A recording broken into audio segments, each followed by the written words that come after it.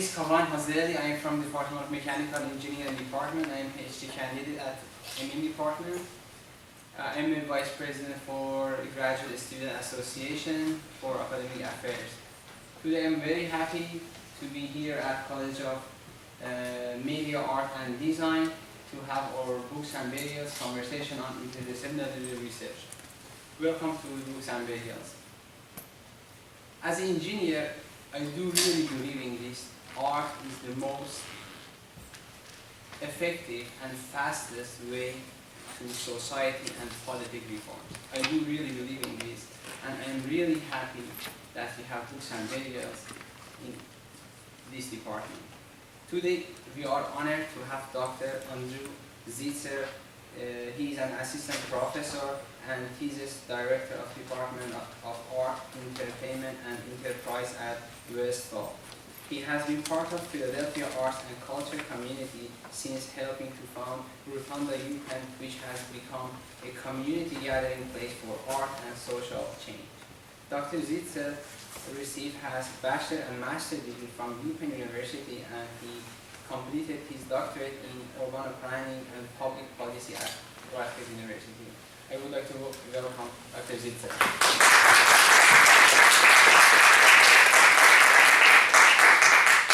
Well, thank you so much, and thanks to those of you who came tonight, and thanks to those who are watching or watching the taped version archived later.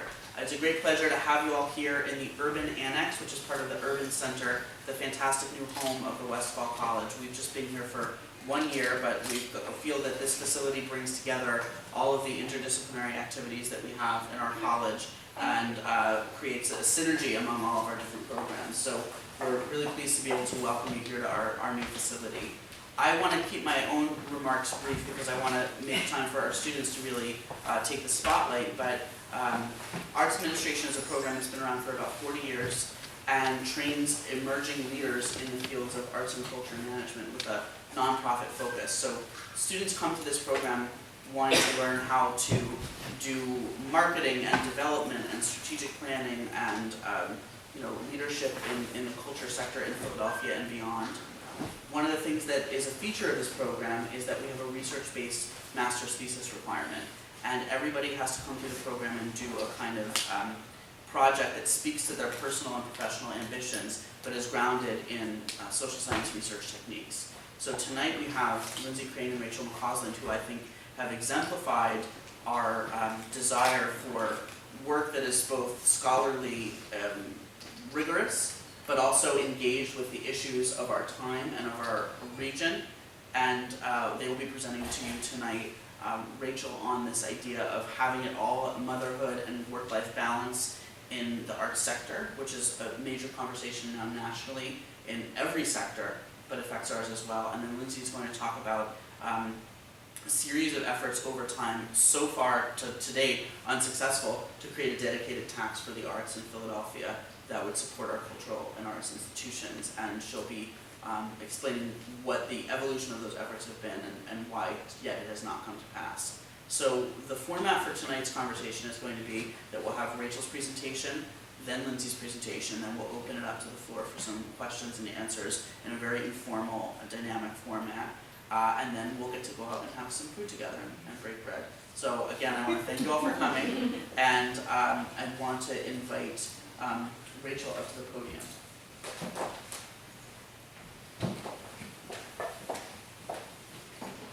Hi, everybody.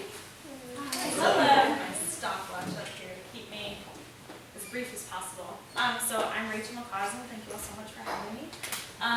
I just finished my thesis several months ago, and I'm actually going to try to have it published. I'm going to submit it to a couple of journals, so if you have questions, I seriously welcome them, and any feedback you can give me. Gentle feedback. So, I will be talking to you today about the study that I did, the struggle between motherhood and executive leadership in Philadelphia's arts administration sector. This study, during which 8 women in Philadelphia's arts administration sector were interviewed, explores and identifies key contributors to the struggle and pursuit of work-life balance. And this includes organizational support, maternity leave policies, childcare preferences and availability, societal expectations of women, sacrifices inherent in executive leadership and organizational culture, and also establishes a firm foundation of research upon which future researchers should build. So this study is not new, right? Study of female leaders and their ability to simultaneously manage motherhood in their careers has been going on for quite some time. However, very little research about this topic exists within the nonprofit sector, and virtually no research exists in Philadelphia's arts administration sector. So my goal was really to sort of build a foundation of research, and in a lot of ways, my study turns out to ask a lot more questions than it even answers. So here we go. So this is the context. I was in seminar and trying to figure out what I was going to write my thesis about, and there was this whole national debate sort of going on at the same time with these three women. So here on the left we have Anne-Marie Slaughter. She worked in the State Department directly for Hillary Clinton and wrote a rather explosive article in the Atlantic magazine called Why Women Still Can't Have It All. Next to her we have Marissa Mayer, who was elected CEO of Yahoo Incorporated, the first ever CEO of a Fortune 500 company to be hired while pregnant. And on the far right we have Sheryl Sandberg in her book Lean In, I'm sure many of you have heard of. And these three women sort of engaged in a national, really sparked a national conversation about work-life balance and what it means to be a mother and to be leading a large company. And so, that being said, rather selfishly, I was like, you know, what are my options going to be? I want to be an executive in my field, and what does that mean for me? So off I went on my own little journey. So my methodology, the women I interviewed 8 women, 4 executive leaders and 4 rising leaders at organizations with an annual operating budget greater than $4 million and with at least 15 employees. This partially limited the scope of my research. As I was saying to Neville earlier, I wanted it to be a master's thesis, not a dissertation. And a topic this large had to be limited in some way. And they were in-person interviews. So my research was largely qualitative. I obviously was able to pull some quantitative figures out of it, but my goal was through these really in-depth interviews, one, I could get these women to trust me enough to share rather personal information with me, sensitive information, and therefore they were protected. Their identity is not revealed in any way, their organizations are not revealed, because some of the things these women told me certainly could jeopardize their employment. So, what I found through my research was that respondents identified some of the key contributors to the pursuit of work-life balance. These things include, number 1, a supportive partner. Now, you do not need to have a partner to have a child and have a job, right? Millions of women do this all the time. However, unanimously, the women that I interviewed said that having a partner, if you're going to have one, who is supportive of your career and behind it 100%, and will also be willing to shoulder a lot of the responsibility at home, is absolutely critical to being able to balance work and motherhood. Secondly, mobile technology.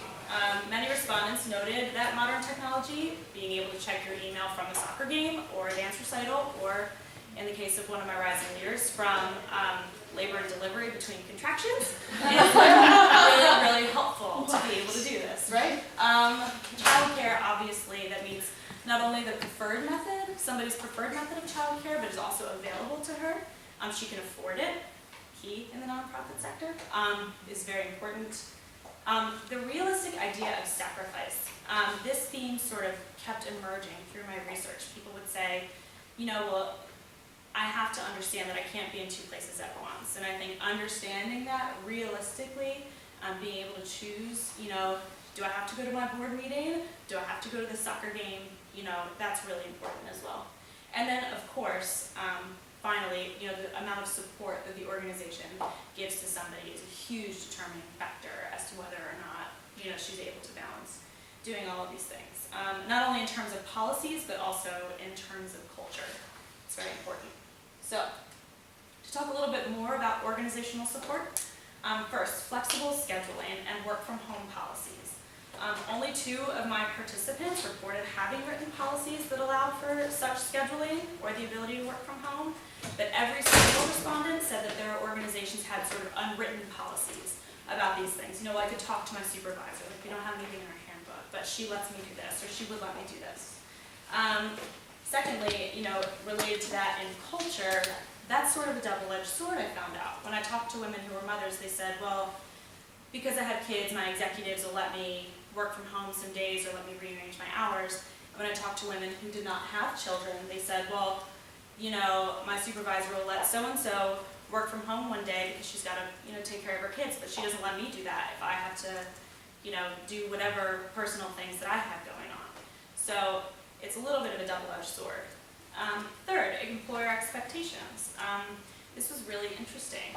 When asked whether employers had different expectations, professional expectations of people who were parents versus those who weren't, they said that they had lower professional expectations of people who were parents. They expected less of them professionally.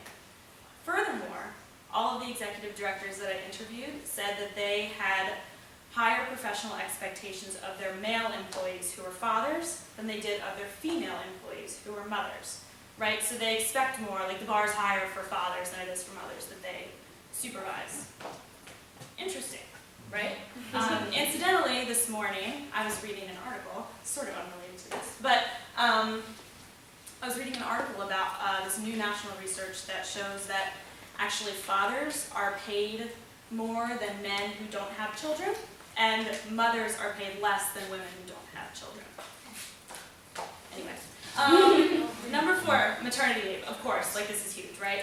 Super, super important. So before we dive into maternity leave policy for the organization, I'll just talk very quickly about the federal and state support provided to people. So the Family Medical Leave Act, or FMLA as I'll refer to it, is the only federal support that legally entitles an individual to take a leave of absence from work for maternity or paternity care. It provides 12 weeks of unpaid job-protected leave. You do get to keep your health care. Employers can require that you have to use up any remaining vacation or sick time in advance. So it is unpaid, but you get to keep your job. Sounds a little bit archaic, but it's actually, it's insanely limited in scope. It's the most comprehensive maternity leave coverage that you're entitled to federally. But we're still very, very behind our peer nations, like Europe and Canada especially, in terms of what you're entitled to. So to bring this then to the statewide level, there's 25 states who have allowed for additional support that you're entitled to beyond FMLA, but again, it's pretty limited, and Pennsylvania is not one of them. So to Philadelphia, in a 2011 survey of nonprofit arts organizations, only 18 arts and culture organizations had enough employees to be eligible for FMLA leave. That's about 4%, right? Philadelphia's got hundreds of tiny, tiny arts institutions. So what did I do? So the institutions that I looked at, you can see here it's the number of employees. Remember, if you have more than 50 employees, you're entitled to 12 weeks of unpaid leave, right? So all these people are already entitled to that. So I had 4 institutions that had paid maternity leave and paternity leave. I had 1 with unpaid leave, 2 with short-term disability, and 1 with maternity leave. And for the most part, this is pretty consistent. With the larger the organization, the more comprehensive the benefits package is too. This is, again, how it breaks down. We had 4 institutions that did offer paid leave. 1 institution that offered no maternity leave whatsoever, so individuals there can use up their personal time, sick days, that's it. And then we have short-term disability, which is an interesting alternative to maternity leave. So it is an employee benefit that's offered through the insurance company. With the Affordable Care Act now, it used to be that if you had to register for it before you got pregnant, or you weren't eligible for it because pregnancy is a pre-existing condition.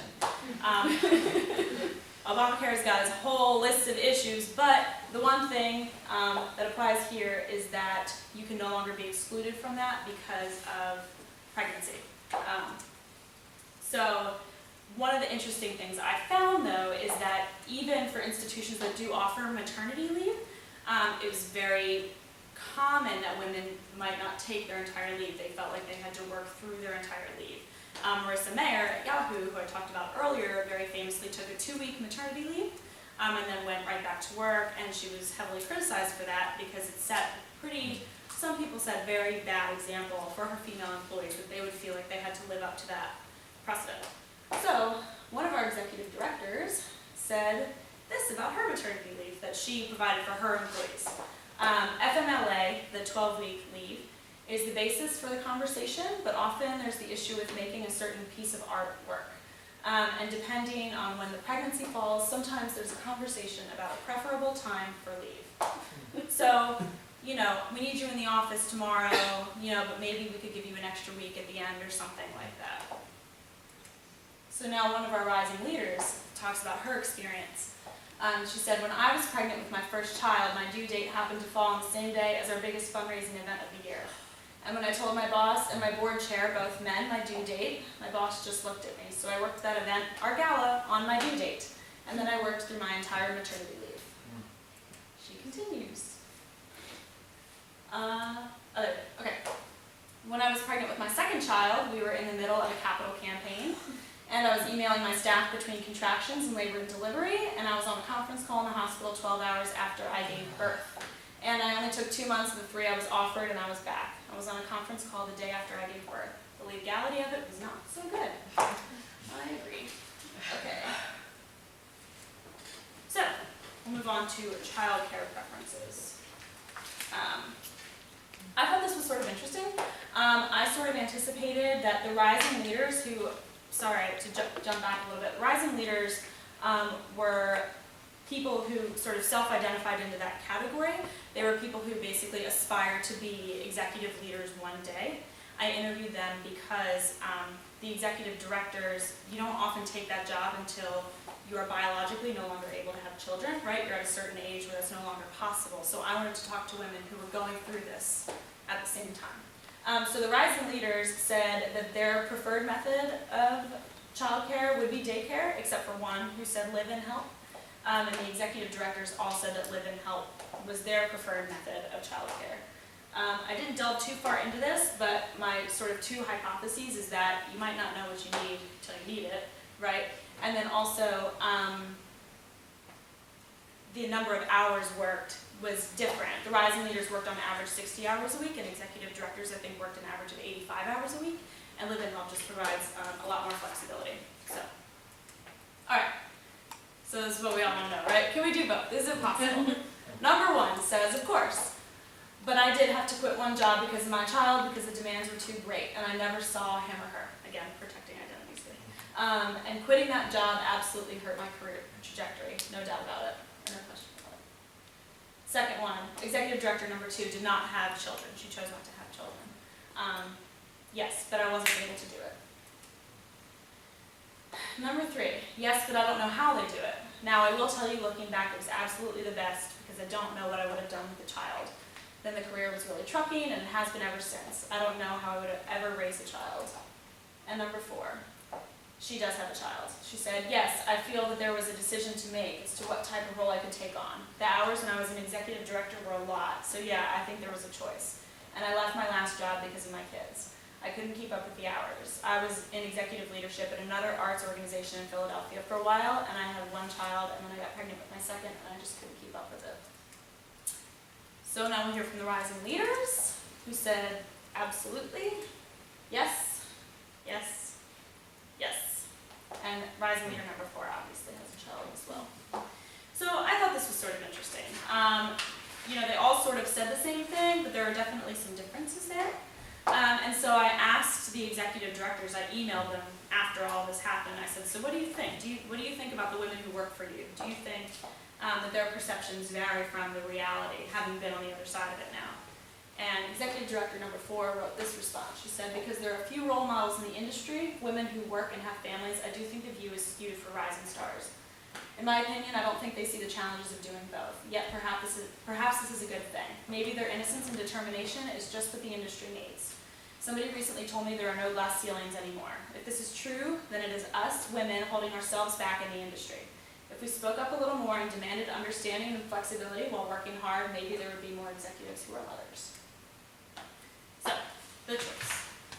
All 4 executive directors reported that at some point in their careers, they had made a conscious choice between having children and pursuing a particular job. So for the women for the 2 executive directors that did have children, that means that they each chose to leave a job for their children. And for the 2 executive directors who did not have children, they chose to pursue an executive leadership path, knowing that it meant doing that at the sake of having children. All right, gender inequality. So nationally, women outnumber men in the nonprofit sector. They're still paid significantly less. I was surprised to find this. I didn't add this into my research. The data is unavailable in Philadelphia. But women are paid, I think, an average of 66 cents on the dollar that every man makes, even in the nonprofit sector. And when asked if they perceived any gender inequality in Philadelphia's arts administration sector, few of them said no. Several of them said that they had experienced certain things within their boards, relationships with their boards. We know that board diversity is a problem in a lot of the nonprofit arts organizations in the city. And so, I'm curious as to what that, sort of what contributes to that. An interesting point about this is that half of the people that I interviewed were running arts institutions and they were women. So my hypothesis here was that they would be less likely to experience it on a daily basis because the people that they supervise and report to, there needs to be an inherent respect there. Another finding of mine was that parents do exercise empathetic leadership. Executive Director number 1, who did have children, said, "When I was the general manager at my last organization, my boss didn't have children and didn't like children. And I had a small child and there was no empathy or sympathy in that environment for someone with children. Here I'm incredibly flexible. I've got a COO who has 4 little kids, so he's there, constantly saying, I've got to be here, I've got to be there, I'm off today, and I have to be very flexible about that." And she says, because she had an experience that wasn't so great, and she knew how hard it wasn't to have that support, it was much more important to her to be able to offer that. Sort of conversely, Executive Director number 4 says about her fellow executives, I find here that while there's flexibility, there's a constant annoyance. They will say, well, you weren't in the office. A constant, I feel like I walk on eggshells all the time. It's not comfortable. So while I feel like I have been given the flexibility, again, these sort of unwritten policies, there's a lack of understanding from the executives. Both my executives are unmarried, neither of them has kids, and they don't have any responsibilities outside of work. Interestingly, all the participants who did not have children, sort of independently offered without being asked, that they tried to be very flexible and understanding of the needs of people who do have children, of their colleagues. All of the people that did have children felt like their colleagues resented them, especially the ones where there were unspoken or unwritten policies that have been, given to them. So there's a lot of sort of dissonance between answers here.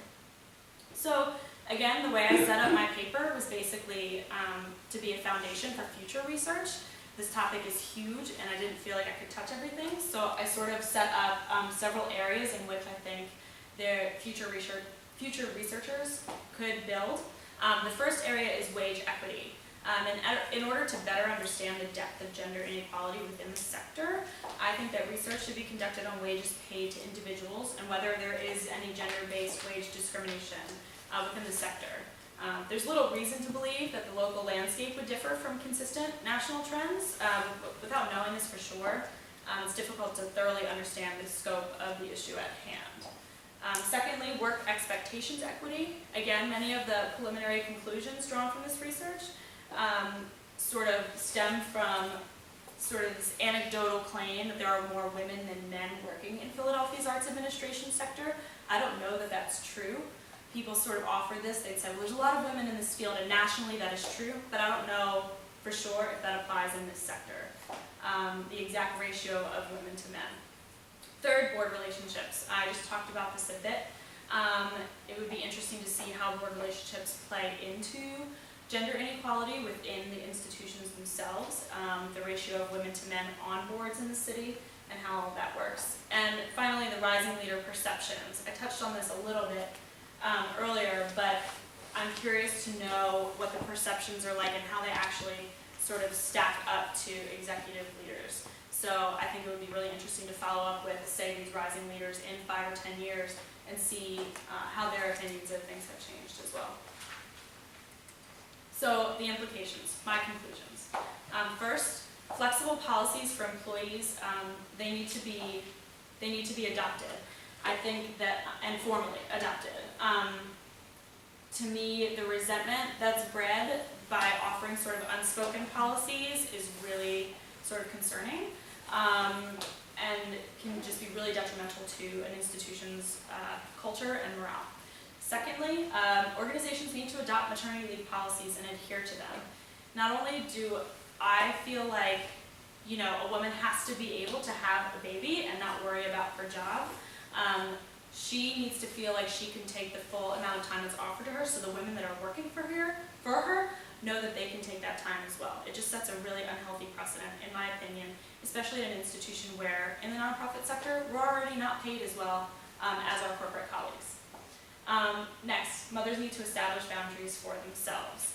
I felt like this was really important.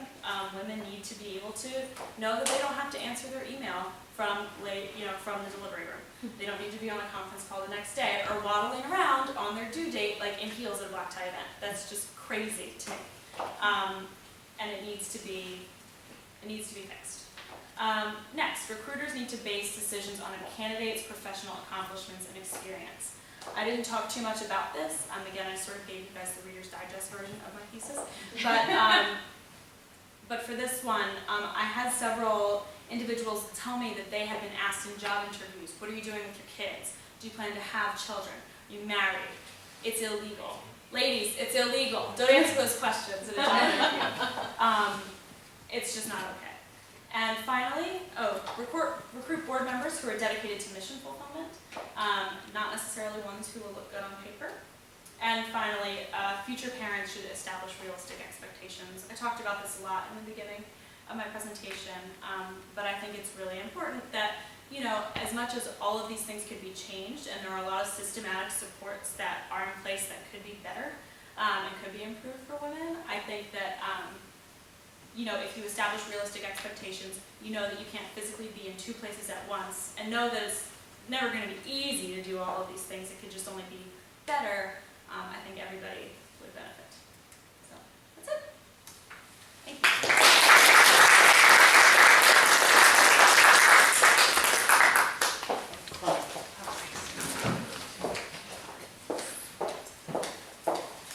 Thank you for that, Rachel.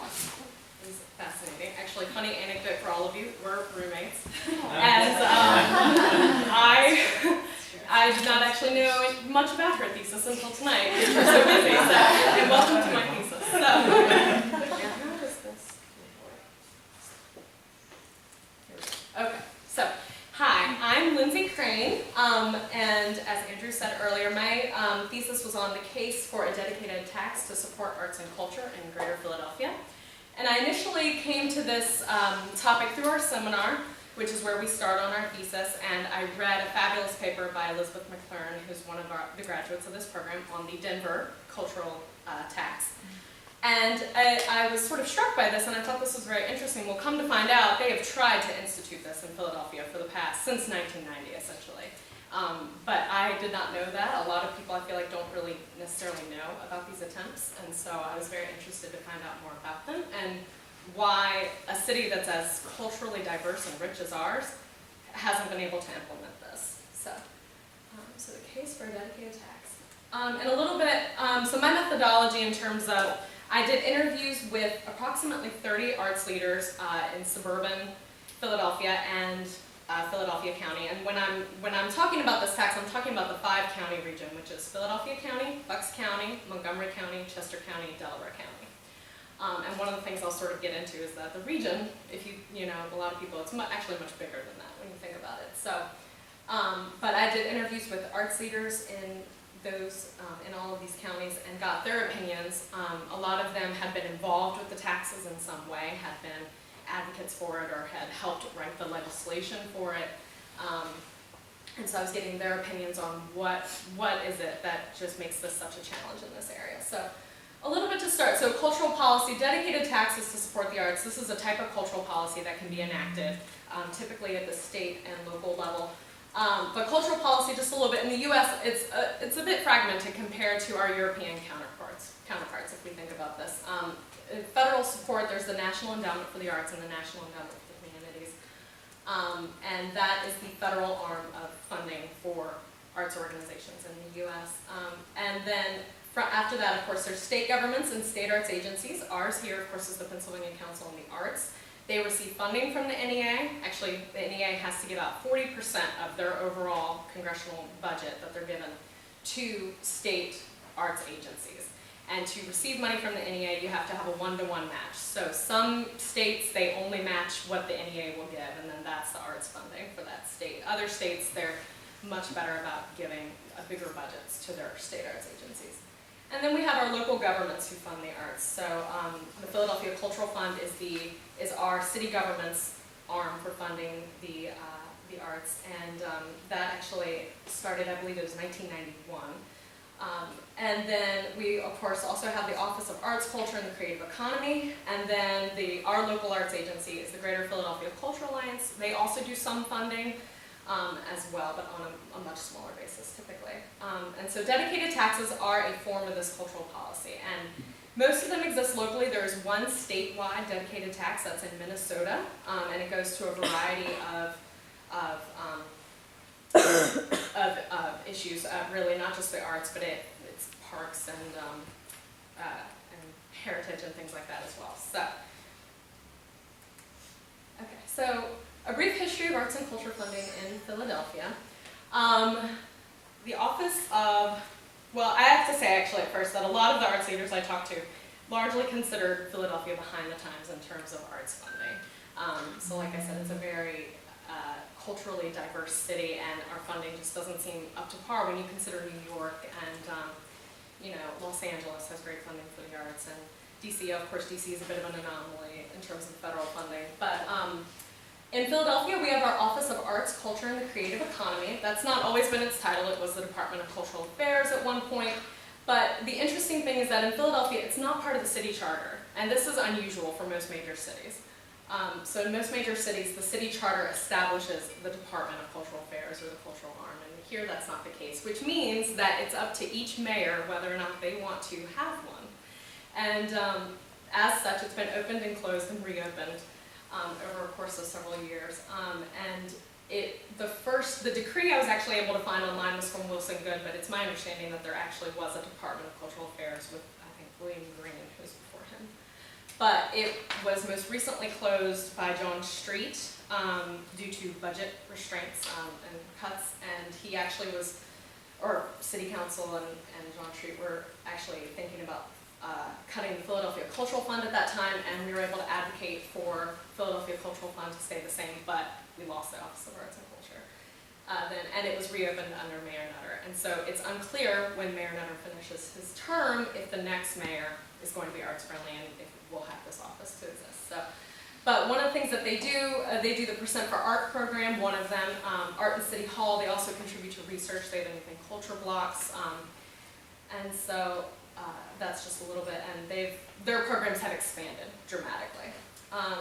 The Philadelphia Cultural Fund is the fund from the city government that supports arts and cultural organizations. It's currently, I think it's still at 1.7 million this year, if I'm not mistaken, but it was cut from about 3.2 million a couple years ago.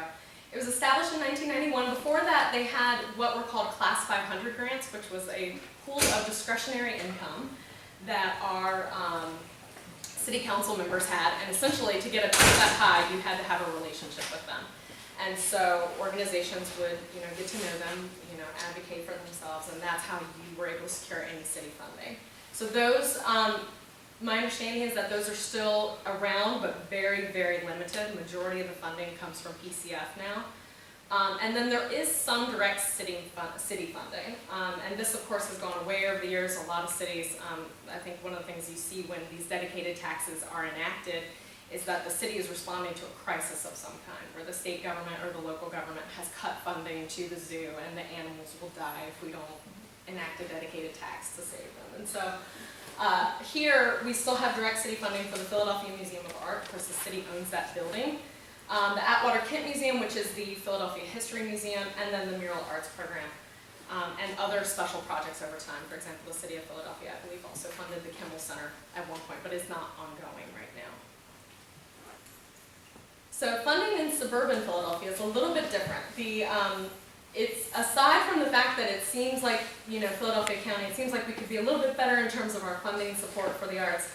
In the surrounding counties, it's actually, we have more resources in the city, no doubt about it. So in Bucks County, which is our county to the north, they have a hotel motel tax that supports the Convention and Visitors Bureau, and arts organizations can get a piece of that by working with the Convention and Visitors Bureau. So we're doing a festival, et cetera. It'll bring tourists here. That's why they'll get funding from that. They also have a cultural council, the Bucks County Arts and Cultural Council, and there are civic grants that organizations can go to their county politicians and sort of make nice with them and get some funding that way as well. Chester County is actually the only county, I don't know how many of you are from the area, but it's the only county that doesn't actually share a border with Philadelphia. So in a way, a lot of the arts leaders I talked to there said, we feel very removed, and the citizens feel that way, that there's, since we don't share the border with Philadelphia, it's, that's one of the things that sort of, they said, why we would not want to support a tax like this. They have a hotel tax as well. It goes to the Convention and Visitors Bureau, but it does not, it's distinctly prohibited from funding arts and culture organizations. So I was told that it's not very, it's very difficult to get money through the Convention and Visitors Bureau that way. But they do have a Main Street style program that they have been using to revitalize certain towns out in Chester County, and that indirectly supports arts and culture by giving them sort of tax subsidies for reviving areas.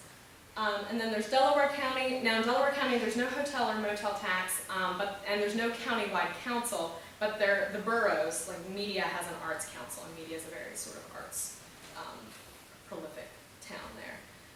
And then I think also in Delaware County you can get some civic grants from the county government. And then Montgomery County is now the only one of the 4 counties that has a Democratic county seat. And this is the first time in 100 years that this has happened, that there is a Democratic majority there. The rest of the counties are Republican run, and that you'll see sort of definitely plays a bit, has a bit of a interesting relationship with the Philadelphia County. And so in Montgomery County, they also have a hotel motel tax, goes to the Convention and Visitors Bureau. Organizations can pitch themselves for county funding. They also have this is a relatively new initiative called Creative Montco, which is an arts and culture civic initiative run by volunteers, arts people in Montgomery County. The interesting thing about Creative Montco is they actually have a strategic plan, and part of their strategic plan is to possibly get a dedicated tax in Montgomery County to support arts and cultural organizations. So I thought that was very interesting, and I think it's about a 20-year plan or something like that. So there have been, as I said, past attempts at a regional funding mechanism in Philadelphia. So they first formally began in 1990. They were really, a lot of the research that I found starts with Professor Ted Hirschberg, who's with the University of Pennsylvania, who worked a lot, especially at the beginning, on trying to unify our arts and culture sector in terms of regionalism, trying to unify the 5 counties and get us to all think in with one mind and advocate as such. So a lot of these, and I have actually all the bills here, these are all the bills that would have at some point established a regional funding mechanism. So it's important to note that that's not necessarily a dedicated tax, right?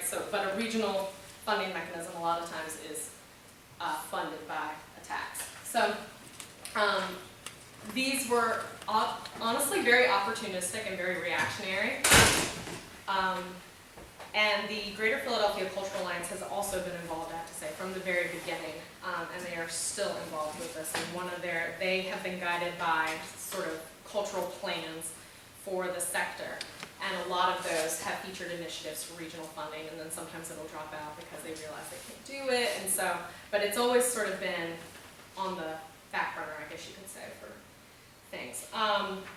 So a couple of these bills, most of them would have established what they called the Southeastern Pennsylvania Economic Development Authority. That was their first one in 1991, where that would have directed monies from an additional tax, a couple of additional taxes. I think one was on gas, and I can't remember off the top of my head what the others were, but some of that would have been directed towards arts and cultural organizations.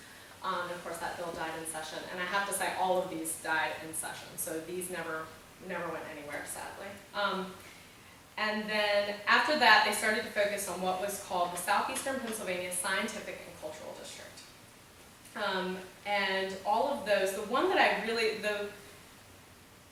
the closest that, the arts leader said the closest that we ever came to establishing a dedicated tax was, I believe it was Senate Bill 687 in the 2005-2006 general session. So that was actually funding that would have come from a tax that still exists on liquor sales in the state. They, at that time, were discussing whether or not to open the stores on Sundays. And so they've decided to open some on Sundays, and they're still open. They were trying to divert revenues from the Sunday store sales to the Pennsylvania Council on the Arts and the Department of Community and Economic Development, the Pennsylvania Department of Community and Economic Development. And so this would have come from an emergency tax, which still exists on liquors, from the Johnstown flood that happened, I think it was in 1936. So it might anger you to know that we're still being taxed to pay for a town that has been rebuilt 100 times over.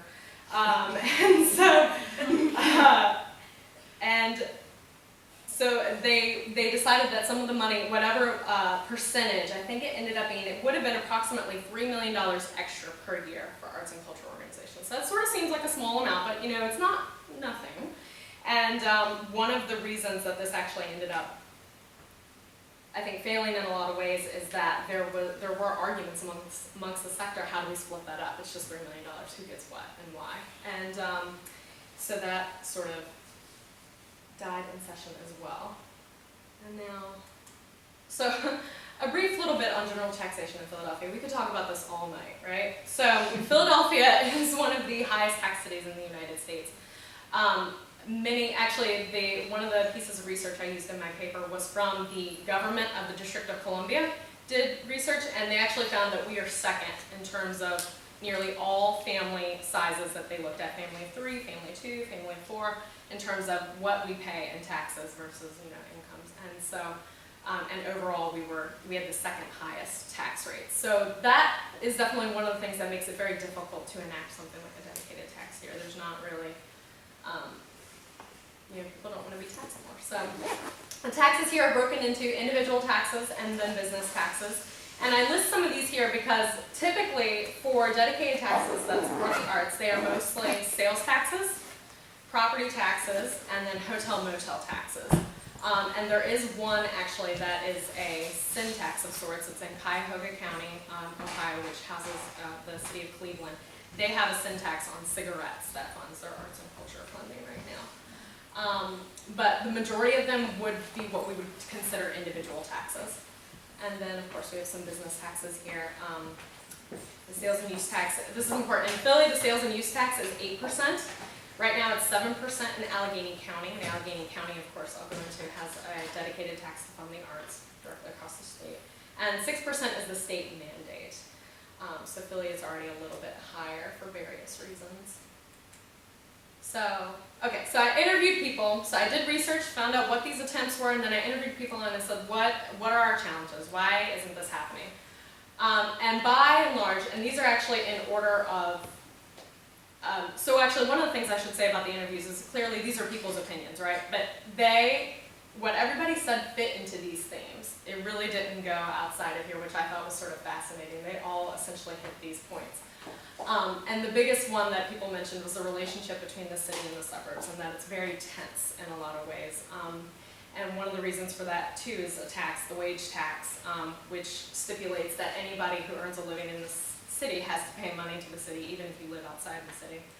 And it's varying amounts based on where you live or where you work. So that was by far the single biggest impediment to regional funding mechanism, and it's clear in the research that the arts leaders in the city and the suburbs still aren't unified in terms of what they think this sector needs. A lot of it's the city. Obviously, they're very Philadelphia centric, and they very much think that an arts regional funding mechanism is a possibility, and the people in the suburbs said to me, you know, we just want to get some support out here. We want our politicians to understand what we do more, you know? So there's a difference there.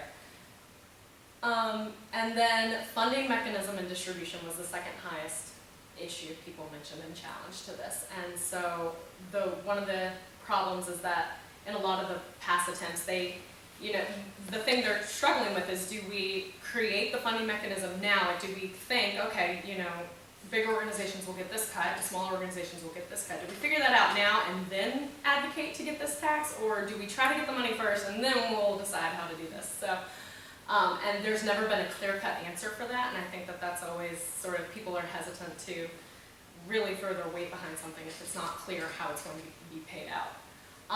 The environment.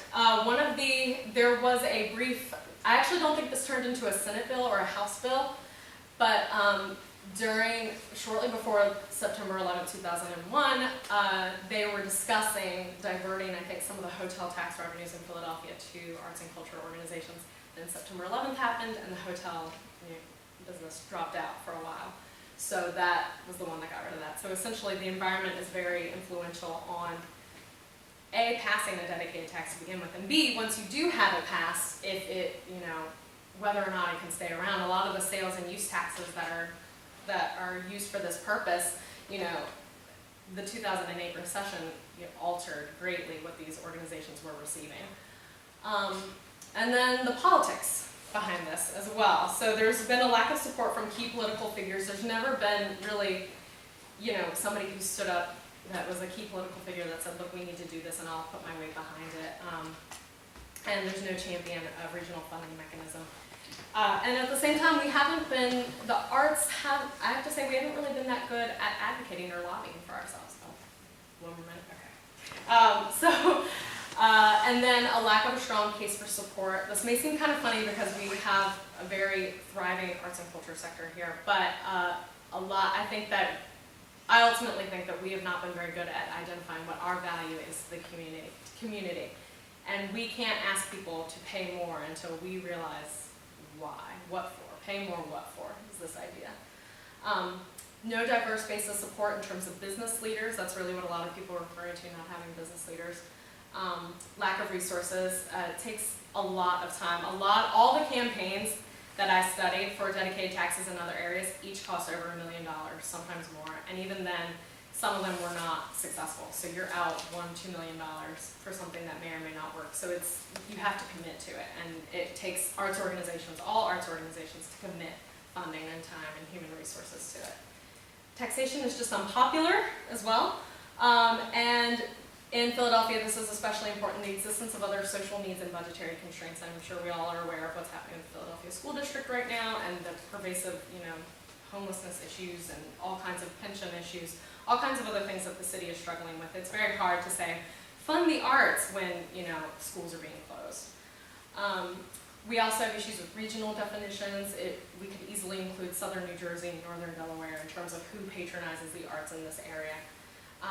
Timing of all of these attempts, timing is very key. It takes the right proposal at the right time with the right people, essentially, and that's never existed. And then issues with valuing the Philadelphia art scene in general and sort of being undervalued. So essentially, is a dedicated tax to support the arts good public policy? I think you have to answer the question, pay more what for? I think it could be. I think it depends on the area. I think we could do it here. I think we're a little ways away. But some thoughts for the future. I think it will not succeed as a 5-county initiative. I think it has to be single county. And I think the most likely county, of course, is Philadelphia County to do that. I think it's best if it's a sales tax because it's seen as a little less regressive in this state because it doesn't apply to grocery foods or clothing items or anything like that. And then, I know I'm probably out of time, but the one thing that I think that they could do is allow an additional sales tax throughout the entire state that any county could enact if they wanted to. So that leaves the discretion and institution of the tax up to the individual counties and can be based the way it is in Allegheny County, where Pittsburgh is, that it's a 1% sales tax where half the funds, 50% of them, go back to the municipalities in that county, and the other 50% are for quality of life. and that the county can decide what that is, if that's arts and culture, if that's parks and rec, if that's heritage or what have you. And I think that since that already exists in the state, I think that we have our best chances of getting this legislation passed, since there's a precedent for every county in the state. So I think that that's what we should throw our weight behind now. So that's it.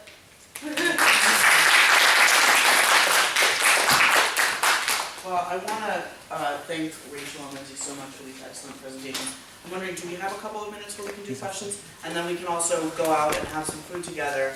I know we have a class that has to leave at some point, so people who are in class this evening can get up and go when they need to, not without taking food on your way. That's right. Do you want to just come up, Rachel, and you pull up a couple of chairs?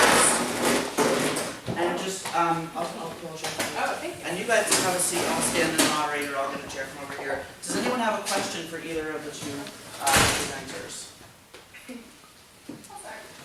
Did you have any personal relationships with women you interviewed before you selected them? I feel like it is really personal It's very information. personal. I knew one of them beforehand. I tried, now I had to sort of narrow down my pool of people based on the criteria, right? By like budget size and number of employees, because for a number of reasons. And then I just sort of looked at that list, like who those were, like what organizations they were, and said, do I know of anybody, but it got to a point really where I was like emailing the director of development at, whatever company and saying, hi, I'm doing this paper, we've never met, will you help me out? So of all the people that I interviewed, the only one I knew the answers to any of the questions about was one person. So. Did anyone say no? No, I had a couple of people not answer my email, and so but nobody came right out. I have to say that the women that I interviewed were the ones that allowed me to interview them were very supportive of it, and they were really interested in what I was doing. So at least they acted that way. That's what I found that too, actually, in my interviews. Yeah. They were very supportive. Actually, for you, I've got questions for both of you, but for you, do you see any, just anecdotally, do you see any correlation between the ages of what generation they belong to, and the generation that answered, I fully expect to have a very healthy work-life balance, and it's going to be awesome. Yeah, absolutely. I found, again, like in the interest of time, didn't display like all the demographic info of the women, but the executive directors were all older than the rising leaders, probably not surprisingly. And yes, and I couldn't figure out if those attitudes were colored more by generation or simply by age and experience, having sort of being on the other side of that whole decision-making process, both career-wise and family-wise. But yeah, there definitely were differences, and a lot of the research I did as a part of my literature review, absolutely sort of generations think about things much differently. Jean? Yeah, another question about for Rachel is, you chose organizations with a budget of $4 million or more. So some of the questions about what kind of childcare do you prefer, one of the things that I wondered in listening to the presentation is whether the response would have been very different in smaller organizations.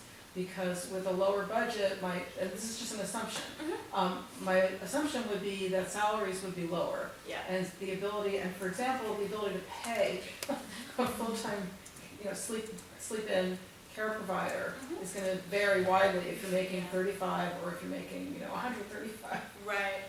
Yeah, I definitely, so that was part of the reason I limited my research to a certain budget increment, was because I felt like the demands on somebody, an executive director, an employee, with one coworker versus having 25 coworkers, was just too different to be able to compare them. I do think that, and a lot of research has shown, again, not so surprisingly, that one of the biggest criteria for being able to match your ideal method of childcare with availability is cost. Like I know there's a daycare a block from my office and it costs $2,100 a month to have your kid there. Like, which, you know, for a lot of women in this sector is more than they make. So, you know, absolutely, I think it definitely is a determining criteria, for sure. I wanted to know, when you were looking at, because it seemed like, I mean, I don't know if it's, you just didn't go into it, but it seemed like you talked a lot about like what the women perceived as the challenges, like related to their boss. Did you look at anything like involving the people who worked under them? I didn't, and in my paper, I taught in my sort of expanded recommendations, I felt like that was really important, because, you know, the people, it's one thing for them to sit there and say something to me, but I was very curious, you know, like we looked at executive director number 1 talks about how she will have a conversation with her employees about the ideal time for them to take their maternity leave, as if it's something that really can, like you wouldn't ask somebody to reschedule their open heart surgery, so why would you ask them, you know, to move their leave otherwise? And so it's definitely something I think should be done, but it was definitely outside the scope of my research, yeah.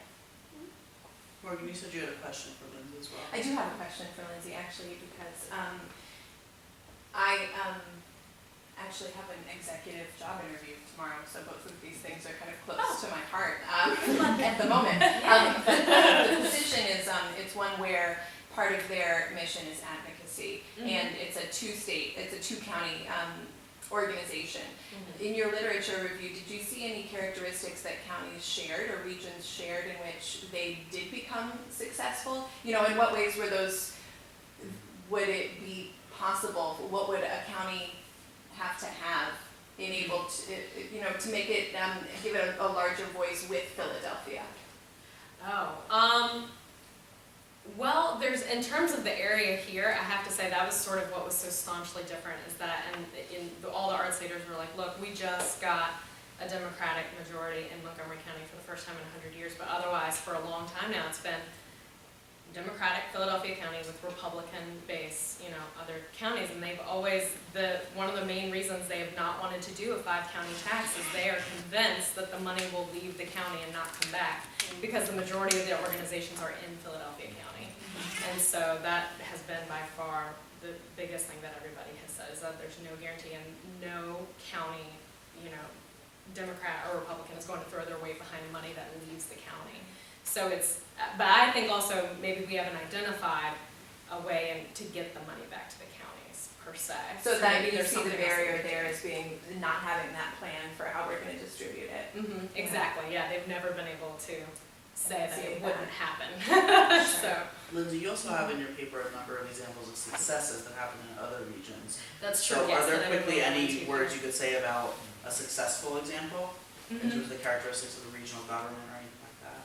Sure. Well, I have to say for the multi-county ones, the ones that I'm just thinking about this. Yes, so it was Denver, which is a 7-county region, and the real reason I think that was successful, that happened back in 1989. They cut funding. So that was the zoo example I gave. Their marketing campaign was "Our polar bears will die if this doesn't happen." And so, you don't want the polar bears to die. Yeah, exactly. So, so they really, the people in that area, organized around the fact that there was this crisis in funding. And then the other example is Detroit, where there are 3 counties there that now fund single institutions, though. I have to say, the interesting thing about Detroit is that before the zoo and the Institute of Arts got their property tax mills, they tried twice to get a tax in those 3 counties to support 17 institutions. It failed both times. Both times they had the money and power of the 3 car companies up there behind them, and they still couldn't make it happen. And so it was only when it became these single organizations that they all rallied and said, okay, we can do that, but not all 17 organizations. So let's take one more question, and then we can all go outside and eat and continue the conversation outside. Anyone have a final question?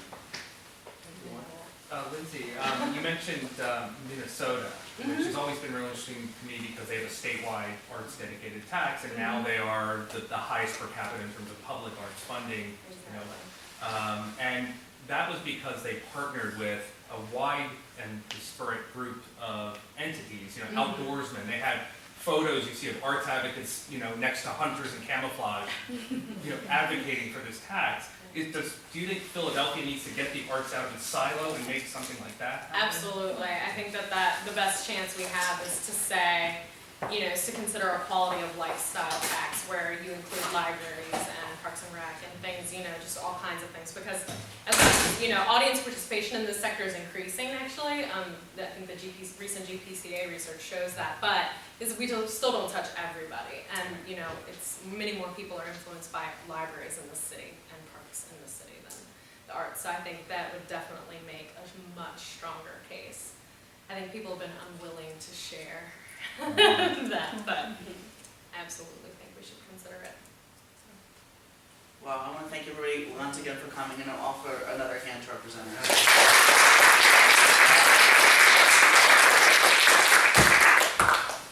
And now to the food.